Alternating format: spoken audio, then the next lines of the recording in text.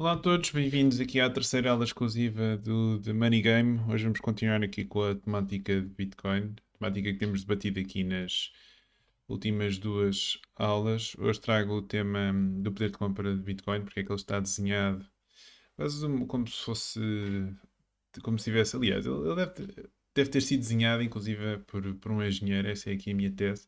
Mas a ideia é tentar perceber de forma intuitiva porque é que Bitcoin ou porque é que o poder de compra de Bitcoin está desenhado para subir para sempre. O título da aula é O Bitcoin is Going Up Forever, Laura. Isto deve-se ao facto de que o Michael Saylor, um dos grandes proponentes de Bitcoin dos dias de hoje, ele teve numa. Aliás, ano passado foi a uma entrevista com uma jornalista cripto, esta senhora Laura Chin, e no final da mesma ele acabou por atirar esta, esta frase. Quando ela lhe perguntou a que preço é que ele iria vender as moedas, e ele disse: Não, eu não vou vender as moedas, porquê? Porque o Bitcoin vai subir de valor aqui para sempre e eu depois posso emprestar contra essa Bitcoin, os chamados empréstimos colateralizados, mas esse também não é o tema que nos traz aqui nos dias de hoje. Que não nos traz aqui hoje. Duas principais razões pelo qual então o poder de compra está desenhado para subir para sempre. Primeiro, claro, a moeda fiduciária está condenada a ir para zero. Já nos debruçámos sobre este problema e creio que a maioria de vós já estará consciente de que o valor do dinheiro está condenado a ir para zero. Este é o primeiro ponto que iremos explorar. O segundo tem a ver com o facto do crescimento económico não ter um limite e, consequentemente, se tivermos um dinheiro que não está a ser inflacionado por ninguém, ele tem também, naturalmente, a tendência de acompanhar esse mesmo crescimento económico infinito. E o que é que quer dizer com isto? Quer dizer que o poder de compra desse mesmo dinheiro também tem potencial infinito, porque o dinheiro, mais uma vez, é uma representação da economia real, dos bens e serviços que são produzidos. Depois, ainda temos aqui um outro, digamos, outra questão que poderá alimentar. Outro fator que poderá alimentar então aqui o aumento do poder de compra do Bitcoin, que é o facto de estarmos no início do ciclo de adoção de uma tecnologia emergente. Ainda temos 15 anos desde que o Bitcoin foi lançado e creio que temos essencialmente 100 milhões de utilizadores, fazendo a argumentação de que Bitcoin será adotado por todas as pessoas deste mundo. Ainda estamos nesta fase inicial e, como tal, existe uma vantagem para as pessoas que adotam essa tecnologia nesta fase mais inicial. Atenção, é importante frisar, e se calhar também terei de fazer um vídeo sobre isso, que não é por alguém estar um, a adotar Bitcoin numa fase mais recente que irá retirar a capacidade de uma pessoa também beneficiar da tecnologia Bitcoin no futuro. Quando falamos Bitcoin, nós não estamos a falar de jogos de soma nula, os chamados Zero Sum Games, em que há para alguém ganhar, alguém tem de perder. Não. Nós todos, esse é o argumento que os bitcoiners fazem e que eu estou a procurar fazer também aqui. Toda a gente beneficia de adotar dinheiro duro, dinheiro que não está a ser inflacionado. Para quê?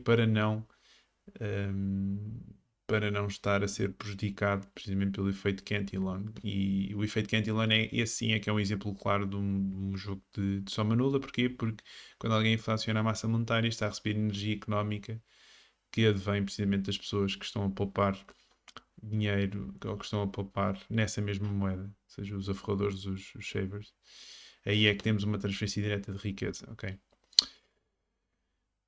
Então, avançando aqui com os slides, creio que, como estava a dizer anteriormente, já a maioria de vós estará ciente do problema das moedas fiduciárias, havendo a possibilidade de aumentar aqui a sua massa monetária e diluir aqui o seu poder de compra.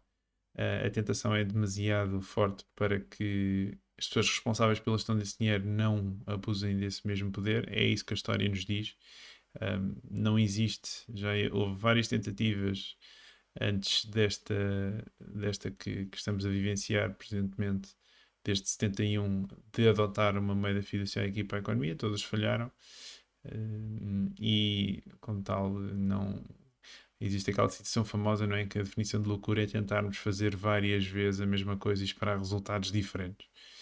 E acho que é o que está a passar aqui no mundo aqui nos dias de hoje, e não há razão para esperar que seja diferente. O poder de compra do dinheiro fiduciário está condenado aí para zero. Tem esta situação aqui também de Voltaire. E o que é que sucede?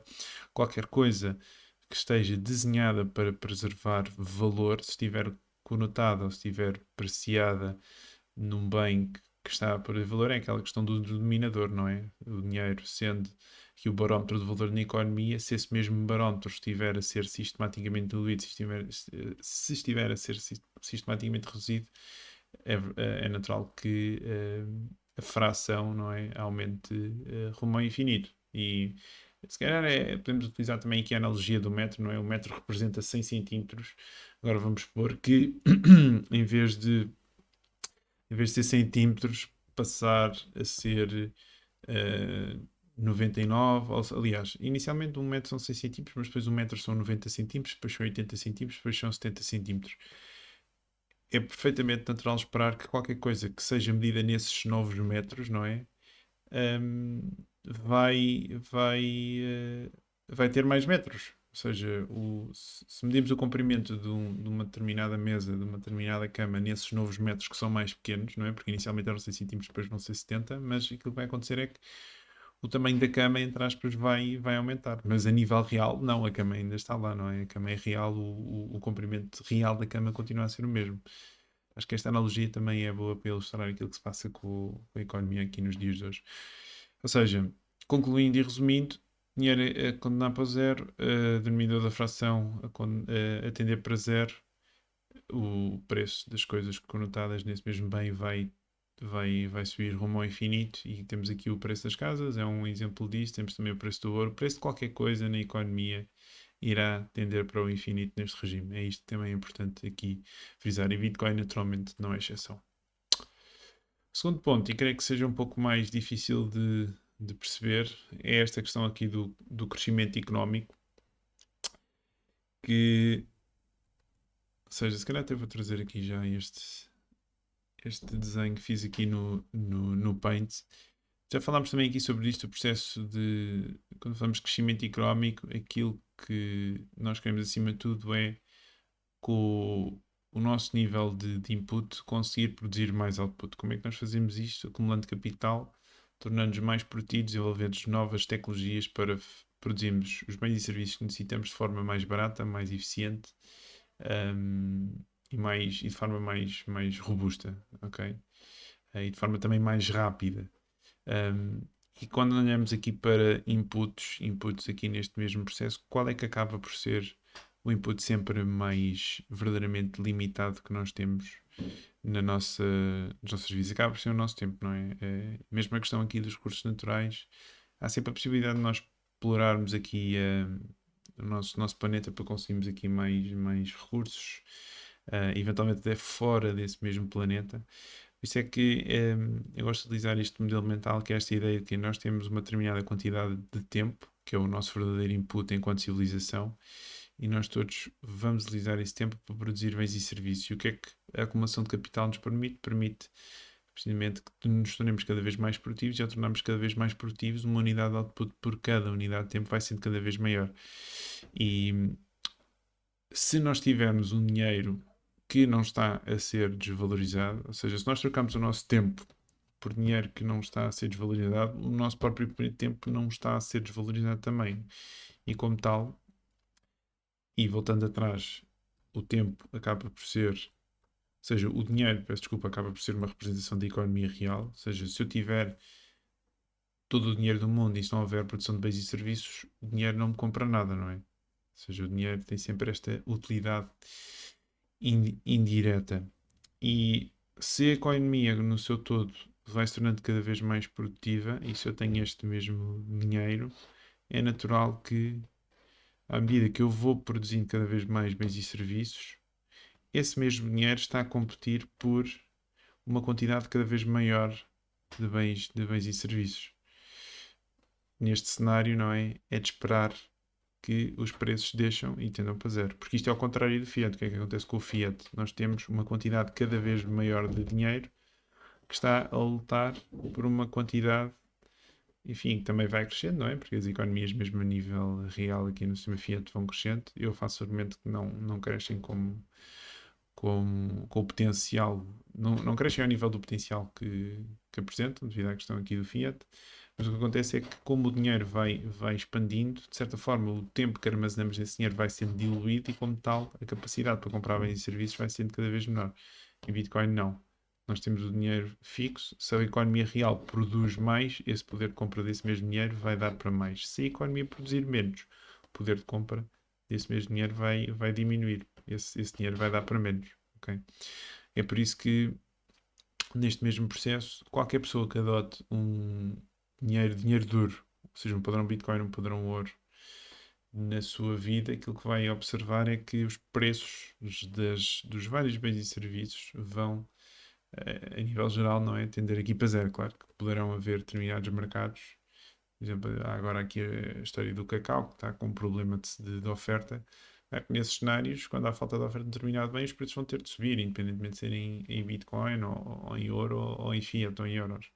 Mas a ideia é que no médio e longo prazo, o poder de compra do nosso dinheiro vai acompanhando o ritmo de crescimento aqui da produtividade na economia. Ok? Essa é aqui a ideia. E esta também é a razão pela qual o poder de compra de Bitcoin está desenhado para subir para sempre e a consequência disso é precisamente os preços então tenderem para zero em BTC, e é isso que nós observamos aqui ao longo dos últimos tempos. Se olharmos para os preços em Bitcoin de qualquer bem na economia, claro que temos a volatilidade aqui de curto prazo, mas a verdade é que aquilo que observamos é que os preços vão efetivamente caindo. Ou seja, em 2016, para comprar uma casa média nos Estados Unidos, precisávamos de 654 moedas. Nos dias de hoje, precisamos apenas de 6, ou seja, uma quebra de 99% no preço de uma casa para quem de facto adota o Bitcoin como veículo de poupança e como, digamos, a base económica e financeira aqui da sua vida. Depois temos aqui também o facto de estarmos no início do ciclo de adoção da tecnologia, que, enfim, isto não vai fazer com que Bitcoin suba de valor aqui para sempre. Mas de facto é, digamos, entre aspas, um bónus nestes próximos 20, 30, 40 anos, porque como ainda estamos neste ciclo inicial de adoção, existe também potencial de apreciação ou potencial poder de compra a ser ganho por Bitcoin nestes próximos 20, 30 anos. E qual é que é aqui a tese? É muito simples. Como o dinheiro fiat não tem essa capacidade de cumprir uma das funções do dinheiro, que é ser uma reserva de valor, essa energia económica tem sido colocada e está dispersa por várias classes de ativos. As casas são um excelente exemplo disso, não é? Muitas pessoas compram casas aqui nos dias de hoje, não fazem porque querem comprar a casa, não é? A casa passou, é uma característica também deste regime fiat, a casa passou a ser um bem de investimento, não é? Quando é, pela sua natureza, um bem de consumo, tal como um carro, tal como, enfim, uma moto, ou o que quer que seja. A questão é que na ausência de uma melhor alternativa, visto que o imobiliário tem um grau elevado de durabilidade, não é? Tem um grau bastante interessante também de escassez, acabou por assumir essa função de reserva de valor. A questão também das equities, ações, muitas pessoas compram no S&P 500 nos dias de hoje apenas porque sabem que se não fizerem nada com o dinheiro estão a perder face à inflação, ou seja, o S&P 500 também acabou por assumir esse papel de conta poupança. Claro, a questão aqui das obrigações, e que as obrigações a nível real estejam a dar rentabilidades negativas, ou seja, há quem diga que aqui que as bonds serão o grande, sim, serão o grande objetivo, digamos assim, de Bitcoin, ou a classe de ativos que Bitcoin irá atacar com mais força, com mais intensidade. Eu acredito que será aqui um misto entre imobiliário e obrigações. Claro que o ouro também vai ser completamente muito cebulada, na minha opinião. Mas a ideia é que, então, destes 900 trilhões de dólares de capital que existem na economia atualmente, essencialmente metade deles se devem ao facto de as pessoas não terem então o dinheiro como uma reserva de valor. Ou seja, deve-se ao facto destes ativos estarem a servir como reserva de valor para quem os detém. E a tese é muito essa, ou seja, 450 trilhos Se assumirmos 453, esse é o potencial de mercado que Bitcoin poderá capturar a nível real, e neste momento é 1 trilhão. E, enfim, podemos fazer aqui as contas. Houve aqui uma pessoa, Jesse Myers, que desenvolveu aqui um modelo também para ilustrar aqui o bull case de Bitcoin. Ele fez aqui algumas contas, ou seja, se Bitcoin capturar aqui, por exemplo, ele assume que 75% do valor do ouro deve-se ao facto de não se deve à sua utilidade direta, deve-se à sua utilidade enquanto reserva de valor. Se Bitcoin capturar 50% disso, estamos a falar de 6 trilhões de dólares. Faz aqui o mesmo para as outras classes de ativos, ou seja, imobiliário também. Estamos a falar aqui. Aliás, isto são outros números, creio eu. Sim, não correspondem aqui a este gráfico. Mas ele faz aqui um exercício: se Bitcoin capturar determinada porcentagem da capitalização das outras classes de ativos, e depois chega aqui a um target de 203 dólares, estamos essencialmente 10 milhões por Bitcoin. Ou seja, quem adotar esta tecnologia numa fase inicial também tem este bónus, digamos assim, para aumentar aqui o seu poder de compra nos próximos 20, 30 anos, que naturalmente irá desaparecer quando nós chegarmos aqui a este período aqui de final de adoção. E se calhar quando chegarmos aí, as médias fiduciárias já terão todas colapsado, não sei. Eu não tenho essa visão. Acho que o dólar, o euro e as moedas mais fortes ainda estarão aqui por uns bons tempos. Mas eventualmente poderá acontecer, não sei, 2050, daqui a 25, 30 anos. E depois aquilo que acontece é que o, o, o único, digamos, fator que estará a alimentar o crescimento do poder de compra é então aqui a acumulação de capital e crescimento económico. E num mundo em que já não existe fiat, esse mesmo ganho de poder de compra não será expresso num preço maior de Bitcoin face a dólares, face a euros, será expresso precisamente no facto dos preços estarem a aproximar-se de zero e estarem ainda mais próximos de zero comparativamente àquilo que estavam no ano anterior. Ok. Ok, está fechada aqui mais uma videoaula. Sabem, questões, dúvidas, zerofiat@themoneygame.pt. Se tiverem também aqui alguma sugestão, estejam à vontade. Eu também aqui lancei recentemente também aqui outro vídeo, uma reação no canal do YouTube, aqui à conversa do Miguel Milhão com o Renato 38. Passem também por lá, se quiserem dar uma espreitadela. E é isso, meus caros. Obrigado, bom fim de semana e vemo-nos daqui a uns dias.